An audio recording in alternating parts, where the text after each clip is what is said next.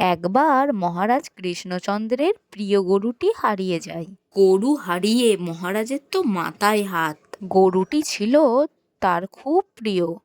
মহারাজকে এই রকম বিচলিত অবস্থায় দেখে গোপাল বলল, 24 ঘন্টার মধ্যে আপনার গরুকে আমি খুঁজে দেব মহারাজ, আপনি কোনো চিন্তা করবেন না।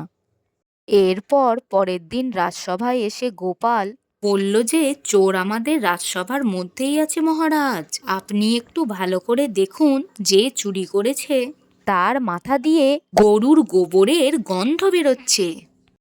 কথাটি শোনা মাত্রই তড়িঘড়ি করে মন্ত্রীমশাই তার মাথায় হাত দিয়ে দেখে। গোপাল সাথে সাথে বলে উঠল, দেখলেন তো মহারাজ আসল চোর কে?